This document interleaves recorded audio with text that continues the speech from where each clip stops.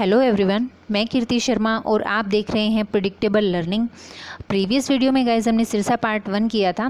आप लोग जाके मेरी इससे पहले वाला पार्ट जो है देख सकते हो। तो let's continue with the second part of Sirsa. तो देखते हैं सिरसा के सेकंड पार्ट की हम शुरुआत कर रहे हैं। सिरसा में गुरुद्वारे, चोरमार गुरुद्वारा, इसको चोर गुबंद गुरुद्वारा भी कहते हैं। मैं आपको जूम करके दिखा देती हूँ एक बार। यस, आप लोग देख सकते हैं यहाँ पे चोरमार गुरुद्वारा या चोर गुबंद गुरुद्वारा।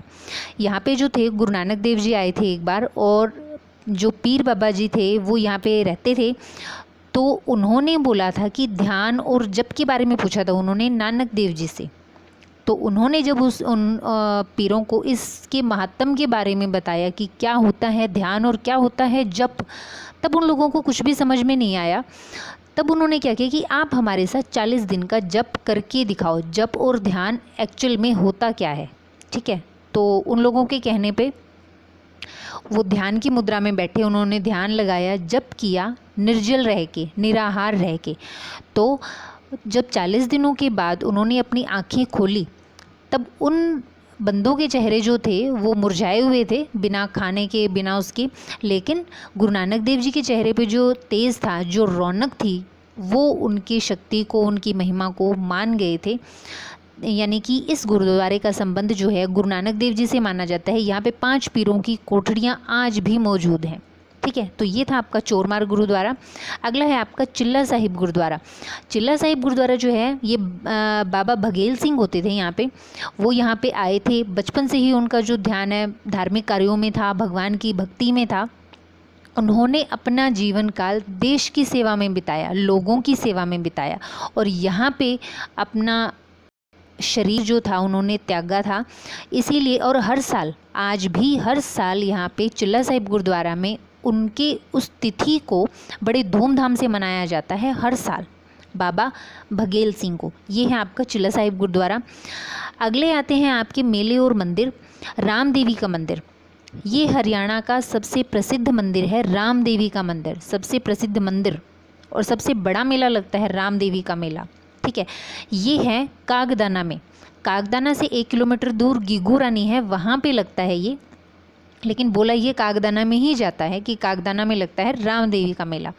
अगला है आपका दादी सती का मंदिर। दादी सती का मंदिर है आपका कुम्हारिया गांव में, ये भी कागदाना के पास ही है, कुम्हारिया गांव। एक कुम्हारिया गांव है आपका फतेहबाद में। जैसे 2 उचाना है ना, ऐसे ही कुम्हारिया गांव भी 2 हैं।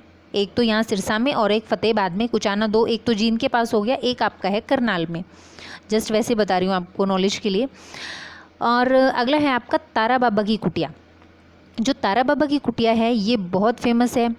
यहाँ पे जो तारा बाबा हुआ करते थे उनके पास बहुत धन दौलत थी। लेकिन जो कांडा ब्रदर्स हैं आज, गोपाल कांडा और गोविंद कांडा, इन्होंने यह इस जगह का, यहाँ की मूर्तियों वगैरह को दोबारा से निर्माण करवाया। यहाँ पे एक शिव की मूर्ति है जिसकी ऊंचाई 71 फीट है।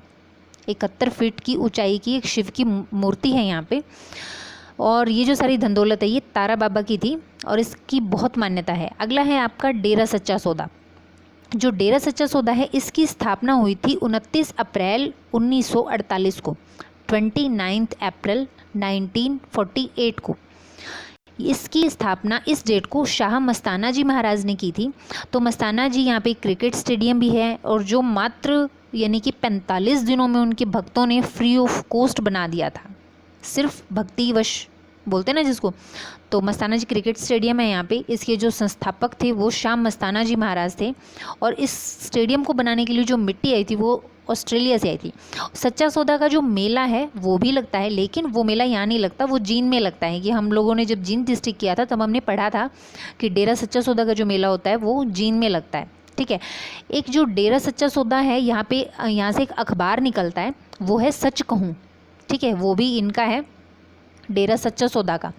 और इनके जो प्रमुख थे राम रहीम, इसको जो सीबीआई के जज जगदीप सिंह लोहान ने सज़ा सुनाई थी वो बंदा जींद से है, जगदीप सिंह लोहान, जिनको इस डेरे के प्रमुख बाबा राम रहीम को उन्होंने सज़ा सुनाई थी। तो ये थे आपके डेरा सच्चा सौदा। अब है आपका पीर बाबा का मज़ार। जो पीर बाबा थे, यहाँ पे एक पीर बाबा का मज़ार है, बहुत फेमस है। जो बहुत टाइम पहले भी था, यानी कि अंग्रेज़ों के काल से था वो, और अंग्रेज़ जो थे इस जगह को थाने की तरह इस्तेमाल करते थे, पर इस जगह से वो पीर की जो वो होती है ना मज़ार, वो उसको हटा नहीं पाए थे। लेकिन अब यहाँ पे थाना तो नहीं है, लेकिन वो मज़ार अभी भी यहीं पे है। अगला है आपका सर साईनाथ का मंदिर।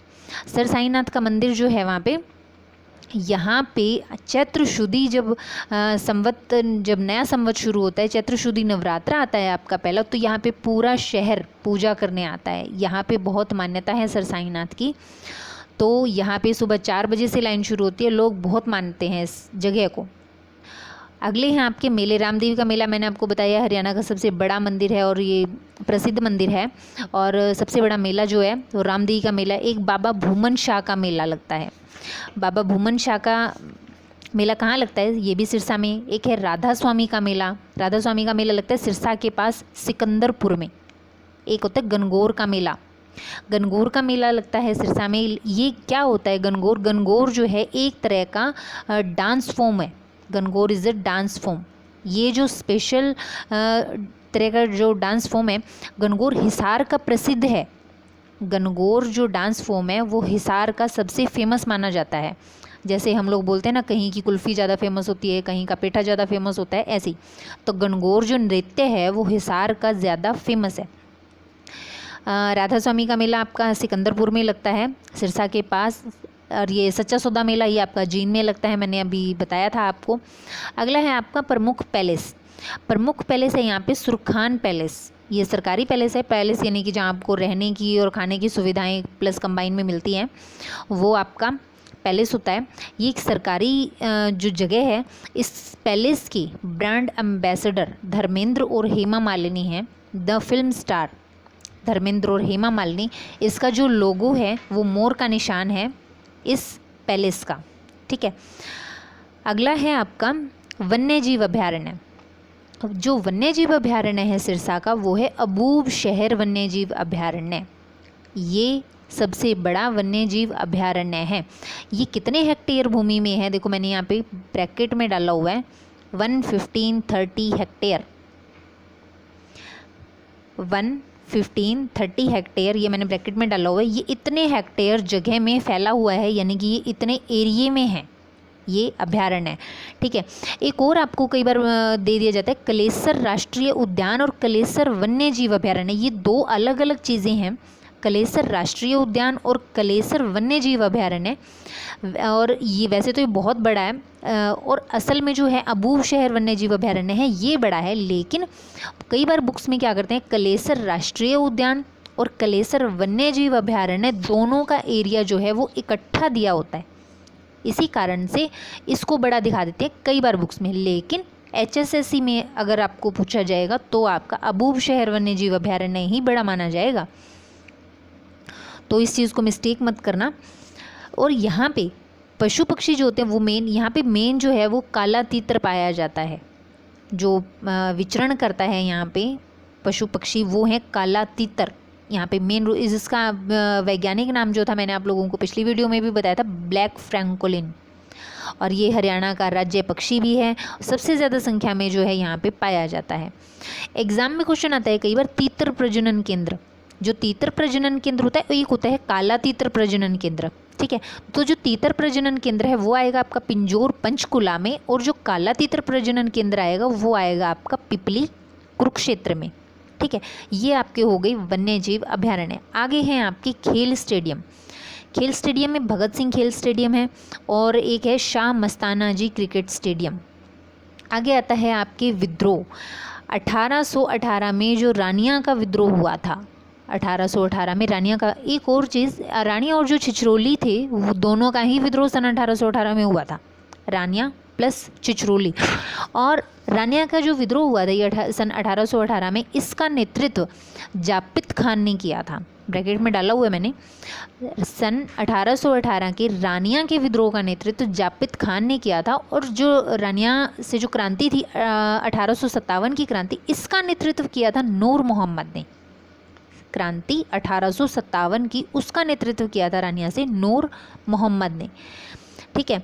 आगे है आपका प्रतिशत के हिसाब से सबसे ज़्यादा सिख सिरसा में पाए जाते हैं, प्रतिशत के हिसाब से, पर जनसंख्या के हिसाब से इनकी काउंटिंग वाइज अगर आप देखो तो वो पाए जाते हैं सबसे ज़्यादा अम्बाला में।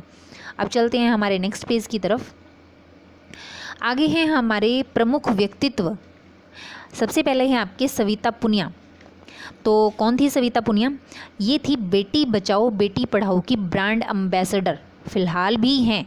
बेटी बचाओ बेटी पढ़ाओ की ब्रांड एम्बेसडर हैं ये, और ये नेशनल लेवल की हॉकी प्लेयर हैं, बहुत अच्छी सविता पुनिया, ये भी सिरसा से हैं। अगले हैं आपके प्रोफेसर गणेशी लाल। तो जो प्रोफेसर गणेशी लाल है ये वर्तमान में एट द प्रेजेंट उड़ीसा के राज्यपाल हैं, एट द प्रेजेंट उड़ीसा के राज्यपाल प्रोफेसर गणेशी लाल, ये भी सिरसा के रहने वाले हैं। अगला है आपका ताऊ देवीलाल। ये एक बहुत बड़ा टॉपिक है वैसे तो, लेकिन इसको थोड़े से शब्दों के साथ समाप्त करना पड़ेगा। ताऊ देवीलाल, देखो इनको हम और किन किन नामों से जानते हैं? ताऊ देवीलाल को जननायक ताऊ, किंग मेकर, किसानों का मसीहा। इनका जो जन्म हुआ था वो हुआ था 25 सितंबर को, 25 सितंबर को इनका जन्म हुआ था तेजाखेड़ा सिरसा में, तेजाखेड़ा सिरसा में इनका जन्म हुआ था 25 सितंबर सन 1914 को, ठीक है। और 25 सितंबर को हम हरियाणा का सम्मान दिवस मनाते हैं, मैंने नीचे डाला हुआ है ये यहाँ पे, हरियाणा सम्मान दिवस 25 सितंबर, यानी इनकी जब बर्थ डेट थी उसी दिन हम हरियाणा सम्मान दिवस मनाते हैं। और इनकी जो मृत्यु थी वो 6 अप्रैल 2001 को हुई थी। किसकी? देवीलाल की, 6 अप्रैल सन 2001 को। इनकी जो समाधि स्थल है उसका नाम है संघर्ष घाट। इनकी पार्टी थी जिनका नाम जनता पार्टी था, ताऊ देवीलाल की पार्टी थी। ये सबसे पहले भट्टूकला से विधायक बने थे, ठीक है। इनका जो कार्यकाल था देखते हैं, सन यानी कि 1977 से 79 यानी कि 2 साल ये सीएम के पद पे रहे। फिर 1987 से 89 फिर 2 साल ये सीएम रहे। फिर 1989 से 91 फिर 2 साल ये उप प्रधानमंत्री के पद पे रहे, ठीक है। इन्होंने जो सीकर राजस्थान से भी चुनाव लड़ा था पर ये हार गए थे वहाँ से। और देवीलाल की जो सबसे बड़ी जीत हुई थी वो देखना 90 सीटों में से 85 निर्दलीय सीटों को जीत कर इन्होंने अपनी जीत का परचम लहराया था। ये इनकी सबसे बड़ी जीत दर्ज हुई थी। तो 1987 के जब चुनाव थे, इन्होंने जीत हासिल की थी उस चुनाव में, तब इन्होंने क्या किया था, 100 रुपये में पेंशन योजना शुरू की थी उस टाइम, सन 1987 में, 87 में। फिर सन 1988 में इन्होंने किसानों का जो था कर्ज माफ़ कर दिया था, इसलिए इनको किसानों का मसीहा भी कहा जाता है। मैं एक बार दोबारा से रिपीट कर देती हूँ, इनको जननायक, ताऊ, किंग मेकर या किसानों का मसीहा भी कहा जाता है। इन्होंने फिर एक पार्टी बनाई थी INLD यानी कि इंडियन नेशनल लोक दल, और इसकी जो स्थापना थी वो 1996 में हुई थी, 1996 को, 1996। और ये जो ताऊ देवीलाल हैं इनके नाम से एक हर्बल पार्क है, पर यहाँ नहीं है, वो है यमुनानगर में। जो ताऊ देवीलाल का हर्बल पार्क है, ताऊ देवीलाल के नाम से हर्बल पार्क, वो आपका यमुनानगर में रहेगा। और इनका जो इनके नाम से जो खेल स्टेडियम है वो रहेगा आपका पंचकुला और गुरुग्राम में। ताऊ देवीलाल खेल स्टेडियम पंचकुला और गुरुग्राम। इनका जो कुल कार्यकाल था, यानी कि इन्होंने कितने टाइम तक कार्य किया, वो कितने दिनों का था, 1608 दिन का था टोटल, 1608 दिन का इनका टोटल जो है वो कार्यकाल था। अगला है हमारा सरदारा सिंह। सरदारा सिंह भी एक हॉकी के बहुत अच्छे प्लेयर थे। इनको सन 2012 में अर्जुन अवार्ड मिला था और सन 2017 में राजीव गांधी खेल सम्मान से भी सम्मानित किया गया था सरदारा सिंह को। ये भी सिरसा से हैं। चांदबाई है हरियाणा की पहली सत्याग्रही महिला, ये भी सिरसा से हैं। अगला है आपका गोपीचंद भार्गव। ये पंजाब के सबसे पहले मुख्यमंत्री थे। गोपीचंद भार्गव पंजाब के मुख्यमंत्री थे, लेकिन ये बिलोंग करते हैं सिरसा से। कौन? गोपीचंद भार्गव। एक आपके सुनील ग्रोवर। तो सुनील ग्रोवर को तो मेरे ख्याल से आप लोग सभी जानते हो, द कपिल शर्मा शो, उसमें गुत्थी और मिस्टर गुलाटी, इन्हें कौन नहीं जानता। ये बहुत एक फेमस कॉमेडियन है, ये भी बेसिकली सिरसा से बिलोंग करते हैं।